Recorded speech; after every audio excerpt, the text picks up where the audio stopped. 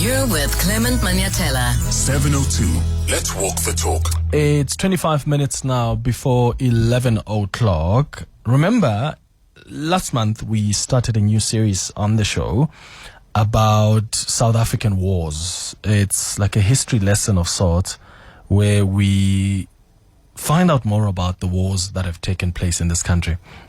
And we started with the first Boer War, and then we discussed the Anglo-Zulu War of 1879, and then we discussed the second Anglo-Boer War, and today we're discussing the Khoisan-Dutch Wars, the early encounters between the Khoisan and the Dutch settlers at the Cape, because that set a stage really for some of the most defining conflicts in South African history. And they're known collectively as the Khoisan-Dutch Wars, but these confrontations were not a single continuous war, but a series of clashes from the mid-1600s to the early 1700s, driven by competition over land, over cattle, trade routes and political control. And what's fascinating about these wars is how they highlight the resilience of the Khoikhoi and San communities. Because they resisted displacement, right? They defended their livelihoods in the face of increasing European expansion. And today, they remain essential to understanding colonialism's early footprint in South Africa and the long-term impacts on indigenous identity, on culture, and relations. If you have been following just the history of the Khoisan-Dutch Wars, and maybe you've got some thoughts you want to share with us, reflections you have made yourself, or maybe you've got questions around what happened during that period, give us a call on 011-883-0702. You can send us a WhatsApp voice note as well on 072-702-1702. Michelle Johnson is the Secretary General of the Indigenous First Nation Advocacy South Africa, who's going to guide us through this conversation. Michelle, thank you for making time for us. Good morning. Hi, good morning, Clement. Thank you for having me on the show this morning and for making time to speak about, our history as the Khoi and San people. What do we mean when we talk about the Khoisan-Dutch Wars? Are these just like a single war, or are we talking here about a series of conflicts? As you so rightly pointed out in your introduction, we are definitely looking at it as a series of conflicts, right? So it's a prolonged period of violent attacks rather than a single event, yes. So, while the first war, which took place around about 1659, and the second war, which was more in the 1670s, are the most defined, the tension and fighting over land and cattle was something that was consistent, right? It was a near constant feature of the frontier for decades and decades. So it's a continuous story of colonial expansion, if you can look at it that way. What were the main causes of the tensions between the Khoikhoi communities and the Dutch settlers? Because at some point, there was an establishment of a refreshment station at the Cape in 1652, and then we started seeing now the expansion. At what point did it become a moment of just violent clashes? And what was the source of that? Was it more the expansion, or was it just a disrespect of this is where you can trade and operate, but respect our territory as well? Okay, so when the Dutch arrived, they weren't supposed to be there permanently, right? This was literally supposed to be just a temporary thing when they do come.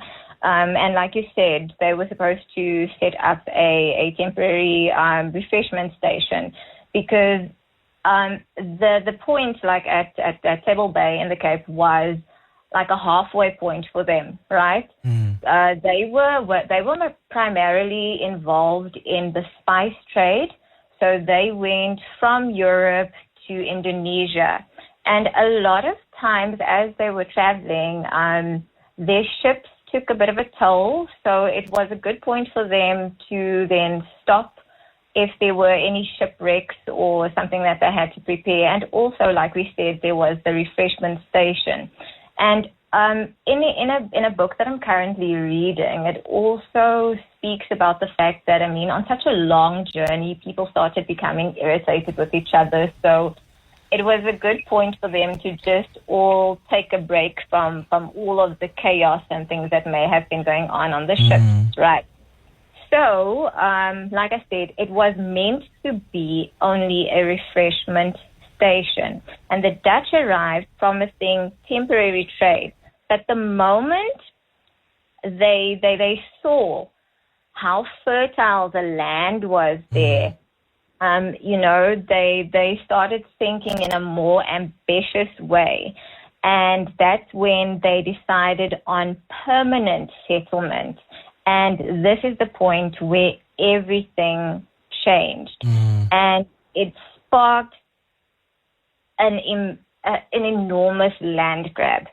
So the Dutch released some of their people, right? They called them the Freeburgers along the fertile plain of the Liesbeek River. And what they were doing was they built a fence, right? And they fenced in the most fertile prime grazing lands that the Khoikhoi had actually used for their cattle. And they now cut off the people who are the owners of that land from grazing there. So this is where things actually started. This is where the war was really, really sparked. Because now they were threatening the very survival of these people and taking over. Were the San communities involved in these conflicts in the same way as the Khoikhoi, or did they experience colonial expansion differently? So the San communities did experience it a bit differently, but they were certainly also victims of colonial expansion, right? I think the main wars that we primarily speak about is the Khoikhoi and Dutch wars, because they were fighting over fertile grazing land and cattle. But the San, they were a bit different. So they fiercely resisted colonial intrusion, right? And they had a very different way of approaching things. So they were very hostile. They didn't just, relentlessly just leave everything as is. In fact, because of the effects of the intrusion of the colonialists and them literally just doing as they wished on their land, and they basically eradicated the wild, right, which the San people were living off. So they were now threatening the livelihood of the San people. And the San people didn't take this lightly. What they would then do is they would attack their homesteads, right, the homesteads of the colonials, and they would also just violently go in and reclaim cattle. So they were definitely, fierce competitors, if you can put it that way. Yeah, they meant war. There was no trade and negotiations with the San people. Yeah. So what do we understand about the strategies that were taken during, this series of wars? How did the Dutch military strategy, for instance, differ from the tactics that were used by the Khoikhoi and the San communities? So the Dutch, if you're aware, built a fort, right? They called it, I think it's Fort the Goede Whip, and they were then fighting from that fort, right? So they were using muskets, and that was their way of battling against the Khoikhoi people. The Khoikhoi, however, like the San, they had a more guerrilla warfare approach. So they knew that they didn't have the type of armor and ammunition that the colonials had, and they then avoided direct confrontation, right, because of that firepower that the Dutch had. So what they would do is they would go after like what they call soft targets. They went after the homesteads, the settlers' farms. They burnt crops. They reclaimed their cattle, and they knew that these things were vital for the colonizers, as they obviously needed their food supplies. They needed homes. So that was their way of trying to weaken the Dutch and to also chase them off. I see. I imagine that there were shifting alliances as well between the different Khoikhoi groups, and I wonder what those dynamics played in the outcomes of the war. So when we were seeing the shifting alliances, that in any way did that somehow have an impact on the outcome of the wars? I think that the colonizers were always a step ahead of us when it came to playing mind games, right? Yeah. And a deeply tragic factor that ultimately weakened the Indigenous resistance was the fact that they literally did come with that mission of dividing and conquering, right? Like the saying says, divide and conquer. That's exactly what they did. So the Dutch leveraged existing Khoikhoi rivalries. They knew, like with a lot of tribes, there would sometimes be those infights, right?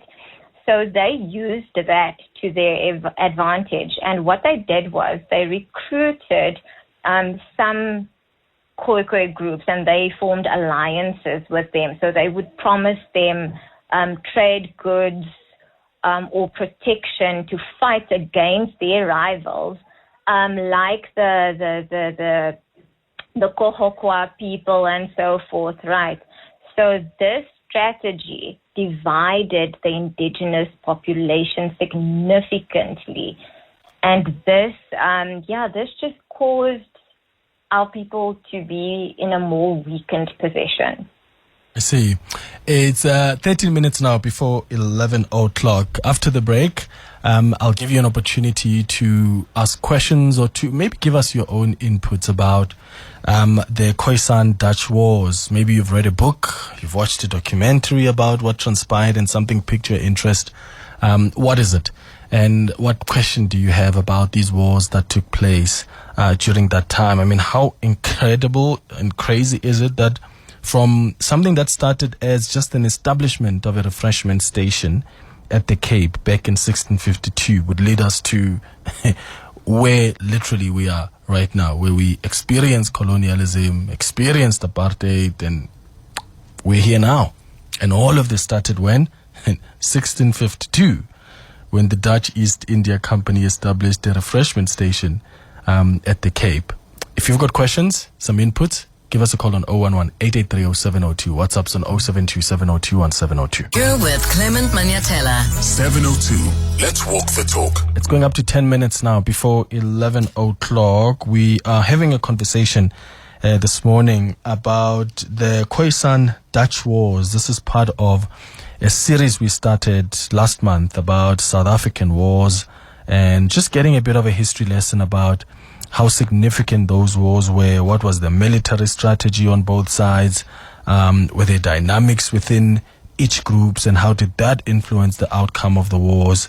And today we're really discussing what transpired during the Khoisan-Dutch wars, because there were these confrontations, not a single continuous war, but a series of clashes from the mid-1600s to the early 1700s, driven by so much like land, issues around cattle, trade routes, political control. And the wars have highlighted, the resilience of the Khoikhoi and San communities, because they resisted displacement and defended their livelihoods in the face of increasing European expansion. I've got your WhatsApps coming through on 072 702 1702. So let's start there. Good morning, Clement Manyathela and 702 listeners. Regarding this Dutch Khoisan wars, what I've read about is that the San became almost a common enemy between the Khoikhoi and the Dutch, because the San did not keep cattle. They relied on wild animals for their meat. So when their land was invaded, eventually they were left with fewer wild animals. So eventually they had to start hunting the cattle that belonged to the Khoikhoi, and some of them belonged to the Dutch. So that made it easier for the Dutch and the Khoikhoi to see a San as a common enemy. Thank you. Thank you so much for that WhatsApp. Michelle? Is that something that was picked? Yeah, go ahead.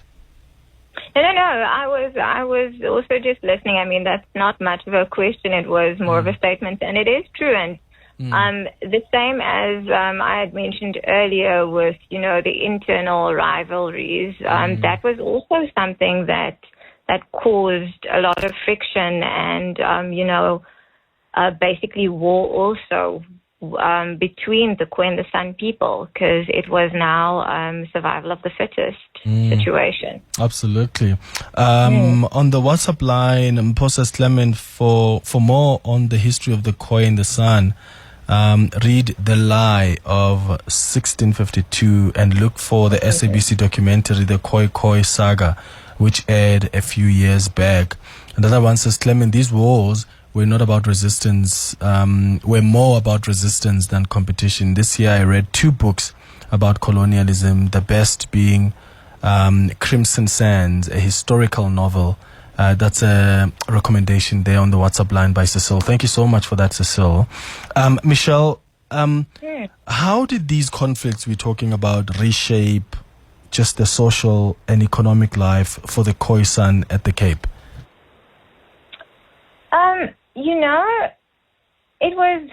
These conflicts had a very devastating impact on the Khoi and San communities. They lost vast areas of land. They lost cattle. So they basically lost their entire wealth, right? They lost their independence and just everything, if you think about it.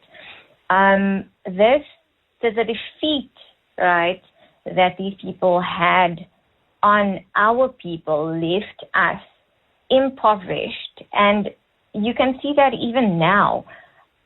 Our people can be seen as a landless class of people. They were, because of these wars, the Khoi and the San people were forced into a system of labor. They now became servants on the very same farms that had been their ancestral lands. So now they were also working alongside other slaves, right? Remember that before the war started, and with the whole trade between Europe and Indonesia, there were always slaves that were brought along on these missions, right? So now we also see that there are slaves from other places that were brought to the Cape, and that's why you get a whole lot of people from different backgrounds in the Cape, right? Like you've got your Malays, there were people that were brought from Madagascar and various other places as well. But it really marked the beginning of a systematic economic dominion, right? And we still see that today, because there's still land dispossession. A lot of our people, in fact, the so-called colored community, which are the descendants mostly of the Khoikhoi and the San people, they are so marginalized. Our people are jobless. They are landless. And it's a dire situation that we have. people have lost their identity. It's really, really sad. A lot of our people don't even know that they are descendants of the Khoi and the San. And this is where IFNASA also plays a very important role, where we are going back and we're trying to educate people about their history. We are doing language activism as well. I myself, I teach one of the Khoi languages called Khoikhoi, making people aware of this language and just instilling this and bringing it back into us, because our language is something that was stolen from us. Our culture is something that was stolen from us. And we now have a lot of leaders that are bringing that back. We are now doing our rituals once again, and we are expressing ourselves once again as the indigenous people of the land. Yeah, and what more, though, do you think should be done to actually educate more people about this part of our history? Because how the stories about these wars are being told is important. How do you think that a lot of these stories are being told today, and how do you think that can be the case?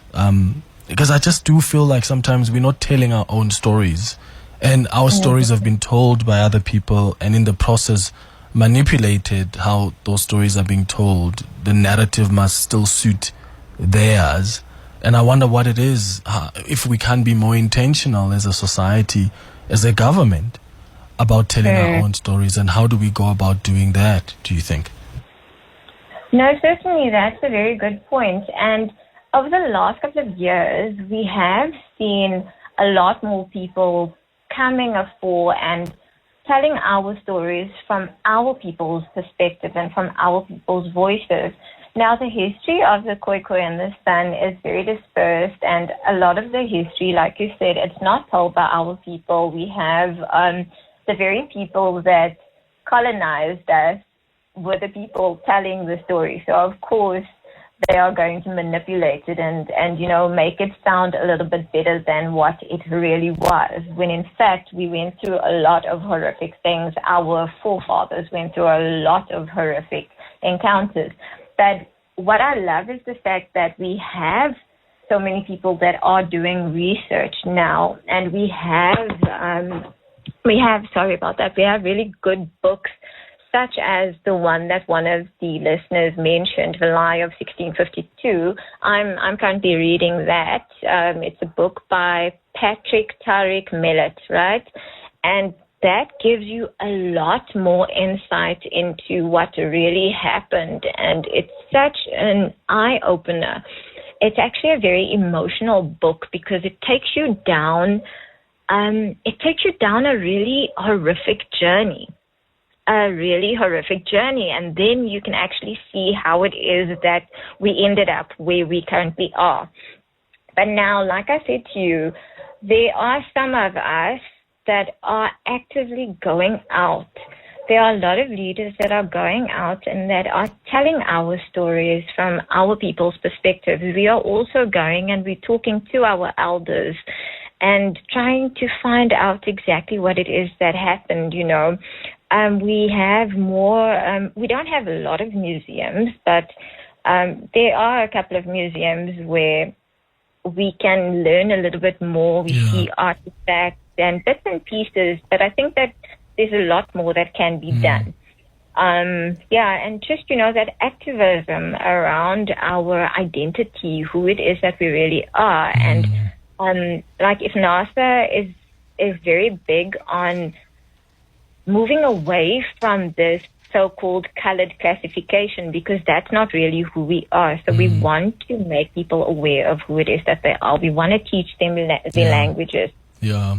Michelle Johnson, thank you so much for your time, and thanks for the work that you do at IFNASA. She's the Secretary General of the Indigenous First Nation Advocacy South Africa.